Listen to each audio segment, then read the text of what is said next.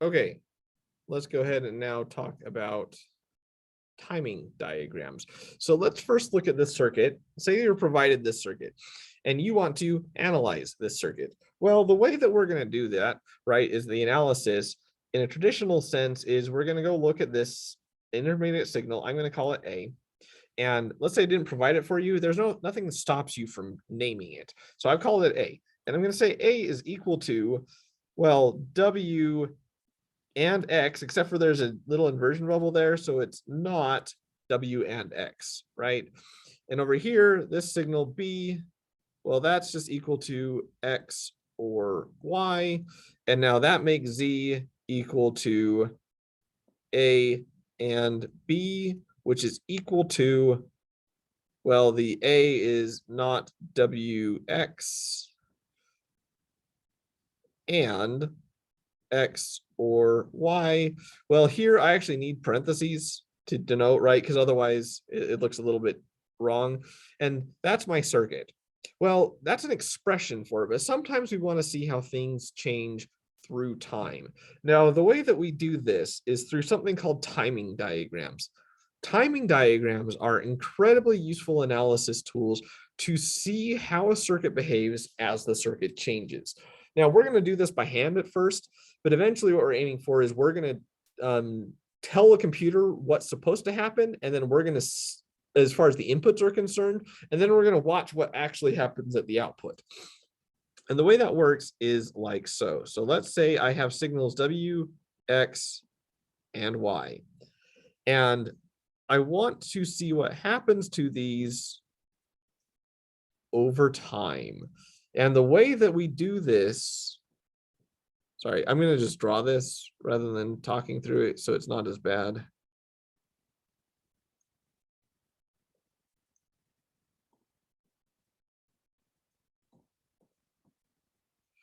Okay, this is something of a timing diagram where the dashed line represents 1 or on or high, and the solid line down here, 0, is off. And what I want to represent is that it changes through time on the inputs, right? So if I did a truth table with WX, sorry, I'm going to reverse this going the other way. W, X, and Y, and I have 0, 1, 0, 1, and so on, and 0, 0, 1, 1, and so on, and 0, 0, 0, 0, 1, and so on. Okay. Well, I want to see what happens to this circuit. And to do that, I need to go through all possible permutations of the inputs, just like I did in the truth table, but I'm going to do it visually here, and I'm going to do it in green. And what I'm going to say is they're all going to start, ooh, let's use red. I think red's fine. Red stands out a little more. They're all going to start at 0, okay? And W, we see changes often.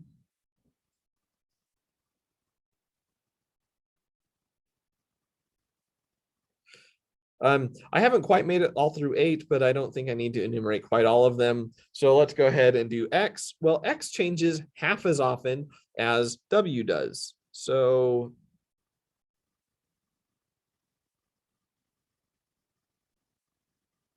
right? So in yellow, this is 0 and this is 1, right? And it's changing similarly to how this is 1 and this is 0.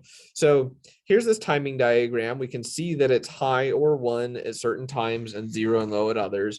And this one, Y, changes half as often as X.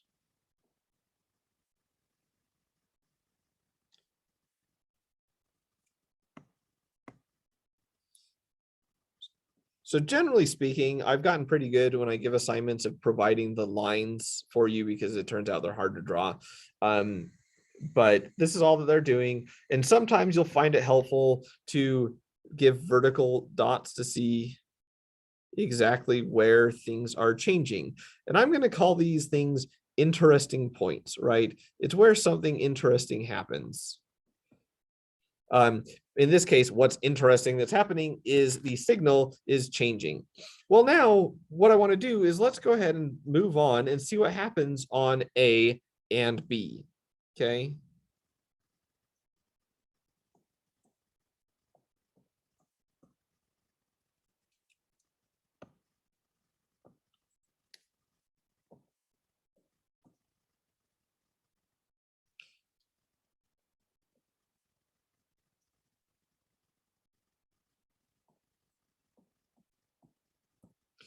All right. So what happened to A? Well, A is true. This is going to be a little bit weird for you, but A is true when not W or X. So you may find it easier rather to create an intermediate signal that is not A, which is equal to W and X.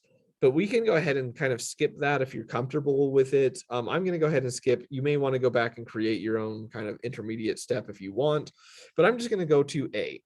And A is true if not W and X, which, by the way, if you missed class or you forgot, sorry, the not WX is not equal to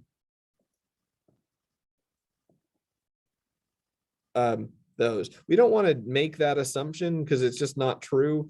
It's pretty easy to go prove that to yourself with a truth table, right? So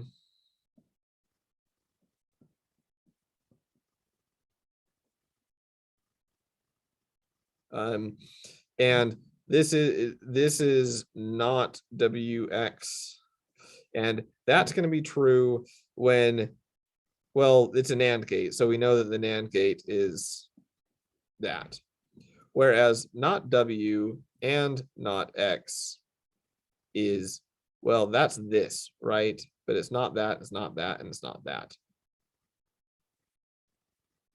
See how they're different? Because this is the inverse of an AND gate, which is what we expect from NAND, and this is not the inverse of an AND gate, so that's something different. Keep that in mind. So what we want to look for is we're going to put a 0 if this row is true. If X and W are both 1, then we put a 0. So I'm going to use yellow real quick. Blue. If it ends up you're colorblind, by the way, and you're watching this and you get confused, please reach out to me and I will try and make sure it's not color dependent. Anyways, so let's go ahead and look at where is W and X both true. Well, I'm going to look at X. So X could be true in this. This is actually really hard to do. This region I've doodled on the bottom and this region. Well, what that happens is, well, it can only be 1 and 1. So here I'm going to doodle in red on A. Is they are both 1 in this section of those dashed lines, those vertical green dashed lines. See how those dashed lines are kind of helpful sometimes to just orient myself somewhere. It's 0 there, and it's 0 over here at the end one, roughly. It's a little unclear that this other one is really over here, but it is. And that's the only places that it's 0. Everywhere else, that means it's 1.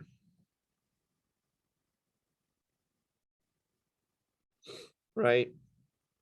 And now B gets pretty easy because B is X or Y. It's 1 if X is 1 or Y is 1. So let's go look at Y because Y is longer and pretty easier to do, and just say that, hey, Y is 1 this whole time, right?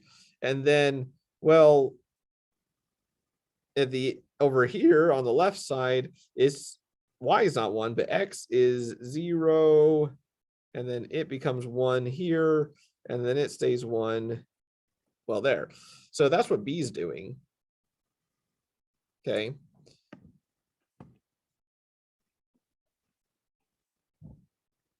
Sorry, just got to erase real quick. So this can be hard to see at first, especially with this kind of subpar drawing, I'll admit. But what you want to look at is mostly, when are they true together? Well, the X or Y is easy, right? Because here, I wish I had more colors actually. Well, that's all B is true when X or Y is true. You may want to, when you do yours, draw the vertical lines better than I did. Hopefully you're a better artist than I am, and it'll save you a lot of pain. Anyways, now for the complicated part, okay? What ends up happening is, well, I don't know if complicated is right, because what we've done is we've decoupled A and B from the W, X, and Y. So in order to find my Z output here at the bottom,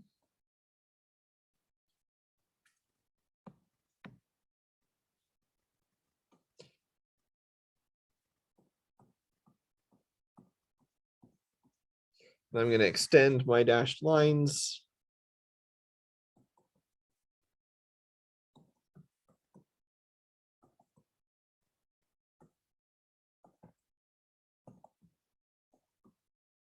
Okay. Hopefully I haven't messed any of these up. And now, well, Z is just A and B.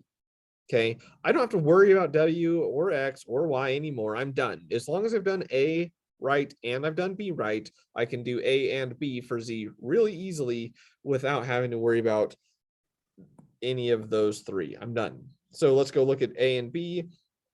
It looks like it's true for this section. It drops to false because A drops, right? So it's not true. Then it goes high because B is true for a long time, but then A drops and it becomes false. And then it stays false because at the end, A is true, but B is false. So that's how we use timing diagrams to analyze circuits, right? So we have the analysis of where we draw the equations, and then we have the analysis of timing diagrams that show how it changes through time. And we'll go over this again in lecture 4. So hopefully everybody makes it for that one so you can kind of see it in person, because I actually have better handwriting on real whiteboards than I do on these kind of virtual ones. But the things to keep in mind, right, are this idea of let's label and draw our intermediate signals first, and then we can ignore the original inputs in order to draw the final outputs. That's the most important thing to recognize with this. The other one that I want to remind you here, just in case you forgot, because it's important, is I only did 1, 2, 3, 4, 5, 6, 7. Oh, I did all 8. Okay. So after that 8, right, it's going to repeat. It's going to start counting over the same thing again. So if I did this right, this circuit is Z, and I'm solved for the behavior of Z. I could do the same thing for a timing diagram technically without doing those intermediate steps, but it's way more complicated. I strongly recommend against it. If I give you an example of doing this timing diagram, and I don't give you intermediate nodes, create your own variables. Again, doesn't matter if you call it A or llama, right? I find single letter variables to be easier to write, so that's what I tend to use, but nothing stops you from giving it a longer name. Okay, yeah, so that's timing diagrams. Again, if you have any questions, especially once you get to the homework, which I have not assigned timing diagram homework yet, but it will be coming out soon-ish. So just make sure you ask any questions if you end up having them.